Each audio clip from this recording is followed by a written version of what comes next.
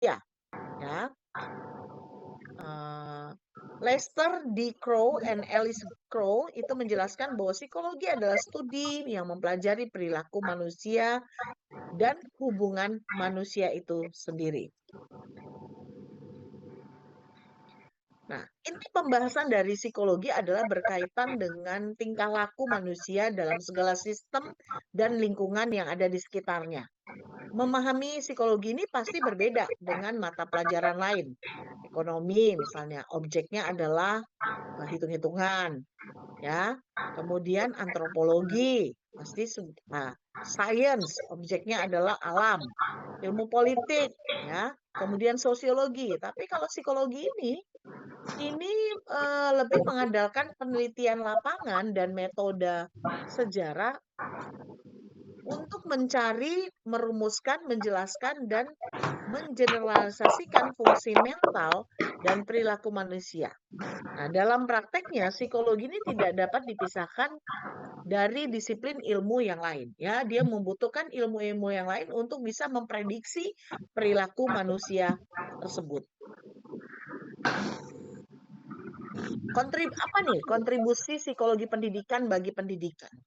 Yang pertama adalah kontribusinya untuk pengembangan kurikulum. Nah, sebelum mengembangkan kurikulum, yang harus diperhatikan adalah karakteristik psikologis dari peserta didik, ya, pengalaman belajarnya, kemampuannya, dan hasil belajar yang dicapai oleh siswa.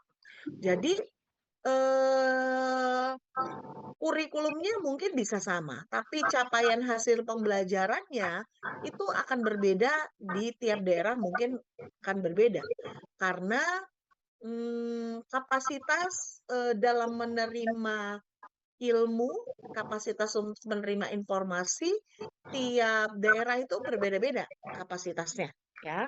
Dan eh, kapasitas dan tentunya sarana prasarana itu berbeda. Sehingga kemampuan anak untuk menangkap dan kemudian bisa evaluasi dilakukan itu nggak bisa distandarisasi sebenarnya. Jadi saya sebenarnya kurang setuju dengan adanya seperti ujian nasional dulu ya.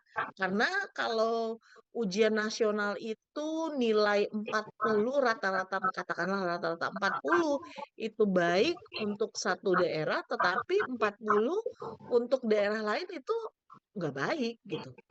Baiknya 60, katakanlah misalnya seperti itu gitu ya. Jadi karena memang setiap daerah itu pendidikan itu belum rata.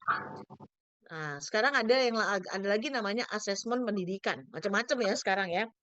Nah, tetapi kalau asesmen ini kemarin anak saya ikut TKA ya, eh, tes kemampuan akademik, itu tuh saya nggak ngerti nilainya, standarnya berapa. Ada yang 41 itu sangat istimewa.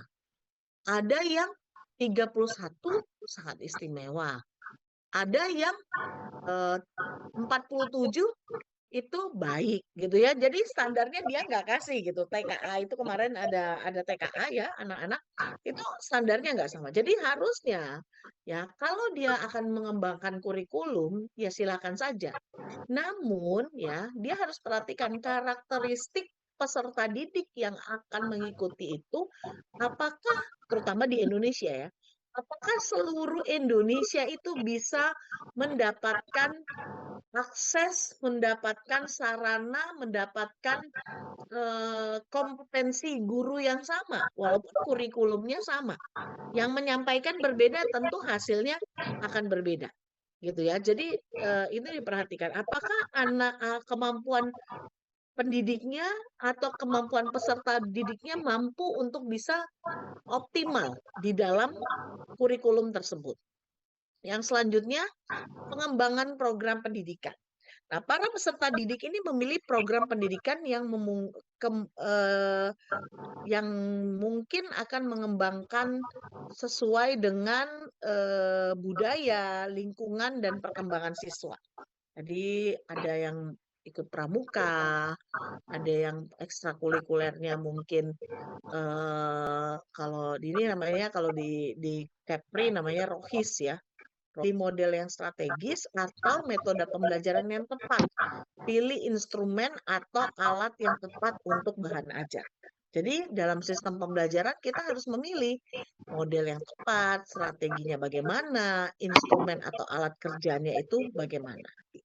Ya, penentuan teknik penilaian yang akan digunakan, menentukan jenis ujian yang cocok, bahan ajar, dan menentuan waktu pelaksanaan tes pembelajaran.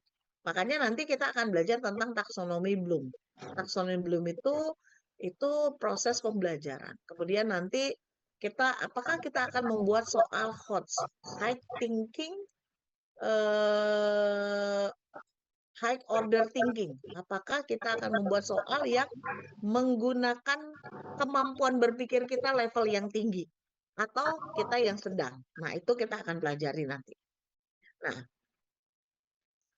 tujuannya kenapa kita mempelajari psikologi pendidikan? Yang pertama, kita akan melihat adanya perbedaan di dalam peserta didik atau siswa yang akan kita ajar. Nah, setiap individu itu dilahirkan dengan membawa potensi yang berbeda-beda. Nah, tidak ada yang sama antara satu individu dengan individu yang lain. Karena itu, dengan mempelajari psikologi pendidikan, kita akan mengerti, oh, tiap orang itu nggak sama, gitu. Jadi, kita juga harus memperlakukan dengan cara mereka. Menciptakan hasil pembelajaran yang efektif dan efisien, serta mampu menciptakan suasana pembelajaran yang kondusif.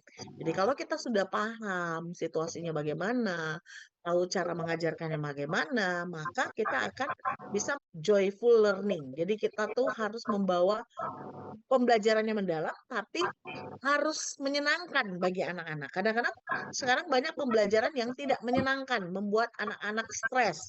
Ya, pokoknya harus sesuai dengan kurikulumnya. Tapi anak-anaknya jadi stres, gitu. Nah, kemudian yang berikutnya adalah memilih metode pembelajaran. Nah, sebagai pendidik dalam memilih strategi dan metode pembelajaran harus disesuaikan dengan tugas perkembangan. Nah, hal ini bisa didapatkan jika guru atau pendidik tadi mempelajari psikologi, terutama tentang tugas-tugas perkembangan manusia. Nanti ada fase-fasenya ya. Kemarin kita psikologi perkembangan yang semester 2 baru dapat ngantar. Jadi ada fase-fasenya, ada fase early childhood, ada childhood, ya, ada teenager gitu ya. Ada fase-fasenya. Jadi kita akan mempelajari apa nih tugas perkembangannya, sehingga kita tahu misalnya remaja penuh energi. Nah, bagaimana pembelajarannya menyenangkan bagi remaja?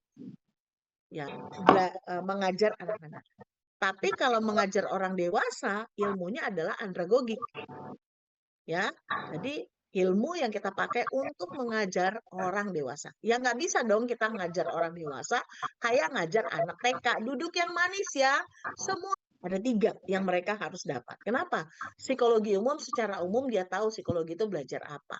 Kemudian yang kedua, psikologi perkembangan. Dia harus tahu usia berapa yang dia nanti akan ajar. Tugas-tugas perkembangan itu membuat mereka tahu apa yang harus mereka lakukan, apa yang harus mereka jelaskan, ya, indikator keberhasilannya seperti apa. Kemudian yang ketiga, dia juga harus mengerti setelah dia tahu fase-fasenya, dia akan bisa membuat perkembangannya. Nah, dalam psikologi pendidikan dia belajar apa? Nah, apa saja nih, bagaimana cara meningkatkan pembelajar dan si pengajar efektif dalam pembelajaran itu dalam psikologi pendidikan. Makanya ini diperlukan sekali oleh seorang sudah bisa menyesuaikan dengan kondisi peserta didik, maka proses pembelajaran bisa berjalan dengan maksimal. Hasilnya pasti optimal, ya. Nah, yang ketiga adalah untuk menciptakan iklim belajar yang kondusif di dalam kelas. Kemampuan pendidik dalam menciptakan iklim yang kondusif ini membantu proses pembelajaran menjadi efektif. Nah, pendidik harus tahu prinsip yang tepat dalam proses belajar mengajar, pendekatan dan karakteristik yang paling pas disesuaikan itu akan menghasilkan hasil optimal. Nah, peran psikologi pendidikan ini mengajarkan pendidik untuk memahami psikologis dan menciptakan suasana pembelajaran yang kondusif, sehingga pembelajaran menjadi efektif, ya. Nah, itu adalah pembelajaran yang tatap muka. Nah, pembelajaran tidak tatap muka seperti